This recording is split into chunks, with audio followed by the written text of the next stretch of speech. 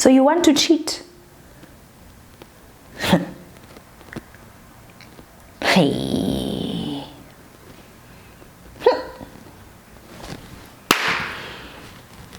On me. You don't know me. Try cheat on me, try. I'm gonna try. Work till I die. I'm gonna fail and get up, 'cause I'm not giving up on my dream. Hey gorgeous, and welcome to my channel. I'm Kopano, and this is How I Do Things, the show where you send me your questions and I'll let you know how I would do things, and I can take it as entertainment or use it as advice. Take it, don't take it. Use it, don't use it at all. Honeys, listen, do what you will with it. Do you know why? Because me, not a professional whatsoever. I'm just letting you know what I would do if I was in your shoes. So the other day during our live premiere chat, if you didn't know, I love to live premiere my videos. What that means is that I'm there with you, we watch together, and we have a whole live chat. We were chatting about, right, the fact that getting cheated on is actually a traumatic experience. And sometimes we don't acknowledge it, that there's trauma in this thing. You trusted a person, you love a person, you're in a relationship with a person, and you believe that you are that person's only person, only to find out that there was another person in the mix, that they were involved with another person emotionally or even physically, and now you feel betrayed. It's a lot to accept, it's a lot to go through, and it's a lot to actually deal with and heal from. So in today's video, I'm going to tell you about the 8 things and the 8 steps that I would take to get over the trauma of getting cheated on. Whether you decide to stay or you decide to go, you still have to work through quite a few things after somebody has betrayed your trust in that way. So what would I do if I was in that situation? Let's see. Number 1, let's get this out of the way. Personally, my perspective on getting cheated on and cheating is that it is wrong. We kind of live in this world where people are just like, you mustn't be surprised when your man cheats on you. All men cheat. Screw it. Screw it. It's wrong for your person to cheat on you. You are right for feeling violated. You are right for feeling like you've been betrayed.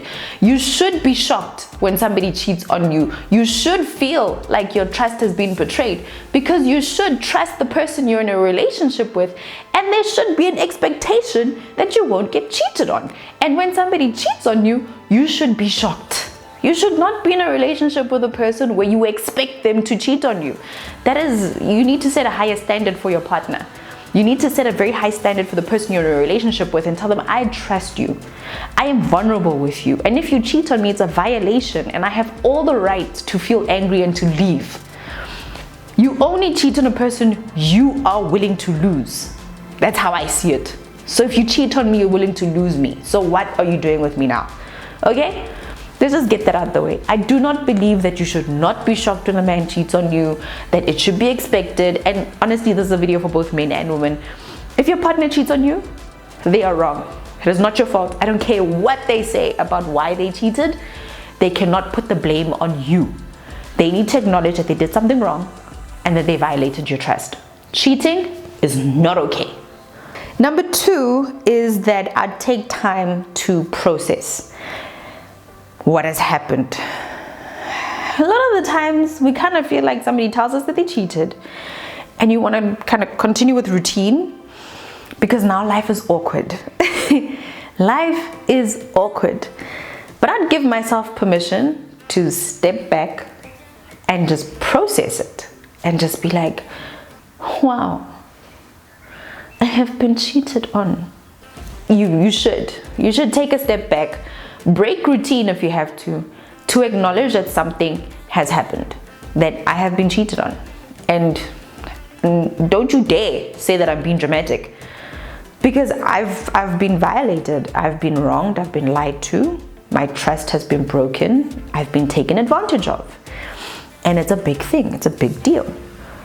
And I'm not going to downplay it as something small, because it's a crime in my opinion. So I'm going to take the time, I'm going to break away just a little to just process it. I'm not going to make it as if it's a small thing, because it's not. I need to process. Number 3 is that I get support from the right people. Hey, there's the wrong people in this world. There are people who are pro breakup. Pro breakup.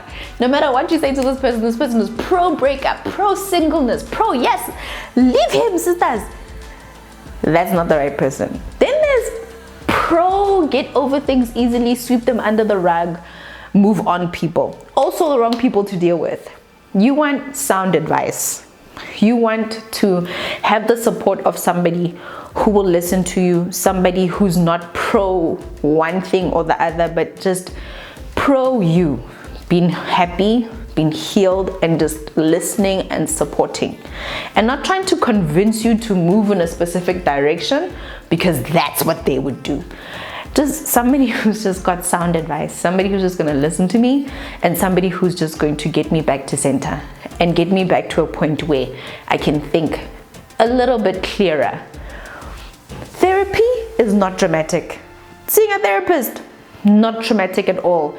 This is a good middle ground. This is the person who's not biased. This is the person who's not going to try and sway you into one direction, but really try and give you clarity and open your mind in a specific way. So if you're married, or if you're in a relationship where you live together and you're still living in the same place and you can't break away the way that you want to, you can stay with the person but still seek clarity and work through the healing by talking to someone.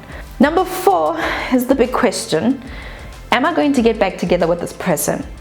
And I would want to make an informed decision about whether it is worth it giving this relationship another shot. The way that I define it, funny enough, I've actually had this conversation with my husband. What would happen if any one of us cheats?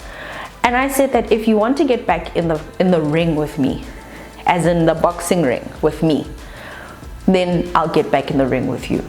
But if you've checked out of the relationship, then I'm not going to try and stay and fight. I'm not.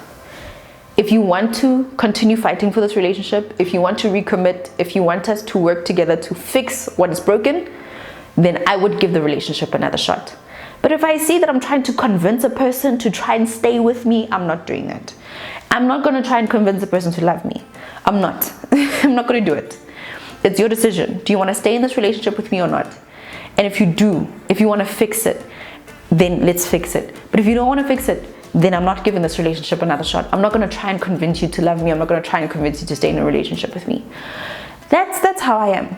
But if it was my husband and for some funny reason he's been stupid, I might just fight for him. He's worth the fight. So I'm human. I'd fight for my husband. I think I would. Number 5 is important, especially if you decide to get back into the relationship, is to have very open communication. Don't hide the fact that you have gone through something traumatic. Don't hide the fact that you were hurt. Don't hide the fact that you feel as though your trust has been betrayed. Communicate openly about it. Communicate openly about the fact that I'm scared. I'm scared you're going to cheat on me again. I have constantly this image that you're going to be, sleeping with your secretary or, the girl at reception. Talk about it openly so that those issues with trust can actually be worked through, because it's not just your problem alone. It is something in the relationship. That trust was broken and I'm having a hard time rebuilding it. So let's work together on it. Have your trauma acknowledged by your partner so that the two of you know exactly where you stand. And you also need to know where he stands as well after he's done what he's done, So open communication, so your trauma is acknowledged and you acknowledge the fact that things have changed, and work together on fixing it together. Just because someone else cheated on you, the trust is not your problem alone. It's the both of you. Number 6 is very important, and this is why you shouldn't be sweeping things under the rug. You need to find what broke and you need to fix it. 2 things can happen after you get cheated on. The relationship can get better or the relationship can get worse. If you don't try and find out what was it that caused the infidelity, if you don't try and find out what was broken and what may have influenced this person to do it, it may have just been stupidity and he was just drunk and he was just being an idiot. It may have been that things haven't been the same in the relationship. And this is not to say that you are to blame for him cheating on you, but it's just to say that maybe there was something that was a problem and it wasn't getting fixed. If you need to go to therapy, go to therapy. If you need to deal with it between the two of you, do it. But the important thing for you to acknowledge is that something is broken, and that something needs to get looked at, and the both of you have to work together to fix it. It's not your fault. It's not one person's fault at all. It is a relationship. It takes two people. So the both of you have to look at it, and the both of you have to fix it. Number 7 is for you to re-establish your self-esteem. Because when you get cheated on, you feel like someone else did something better than you. You feel less than. You feel like you're not enough. And that is so unfair. And you shouldn't feel that way. But you do. So re-establish your self-esteem. Re-establish the fact that you are worth it, that you are enough, that you are worth loving, that there's a reason why this person was with you and is still with you now. And re-establish that self-esteem, because your self-esteem has a lot to do with the standards that you set and what you accept and what you don't accept in a relationship. So it's very important that you re-establish that self-esteem and that you reset your standards so that your partner knows that they have to meet those standards once again. Cheating can put you down on the ground. And once a person is there, cheating can happen over and over and over again, and you don't want that to happen. So it's very important for you to re-establish yourself and your self-esteem. And this is where I would journal, and this is where I would make sure that I'm reinforced my life with the right people to support me through what has happened. It's very important that you realize that you are still good stock, and he was the idiot, not you, for cheating on you. And just work on making sure that you believe it again, that you are worth it. And finally, number 8, probably the most hurtful thing, but also the truth. Things will never be the same again. Again, things will either get better or they will get worse after someone has cheated on you and you build again. And you want things to get better, but they will never go back to the way they used to be. Start afresh and embrace the freshness of it. You've pressed the refresh button in your relationship. This doesn't mean that your history disappears. It just means that there's a new energy and a new perspective and a new approach to the relationship. And embrace that, because what can often lead a relationship to the pits is trying to force it to get back to the way it was, even though it can't go back to the way it was. If you've broken something and you fix it, it's either it looks better or it just looks worse to you. And you need to acknowledge it and see it with a whole new pair of eyes. So embrace the fresh start. Work on the relationship again. Work on the refresh. Date each other again and rebuild again. That's what I would do. Let me know in the comment section down below which one stood out the most for you. What would you do to get over the trauma of being cheated on?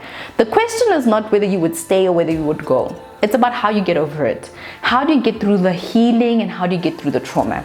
Comment down below. Let's help a sister out. Please give this video a big thumbs up. That's how this community grows. And please don't forget to leave a comment and subscribe to my channel. Until later days, gorgeous. Thank you so much for watching. I'm Kopano and this is how I do things. Hey honey, thank you so much for watching and thank you for making it right until the end. Now if you're seeing my face right now in this minute, you should be subscribed. And if you're not subscribed, click on my face over here and you'll be subscribed. And feel free to continue binge watching. Until later days, toodles boodles.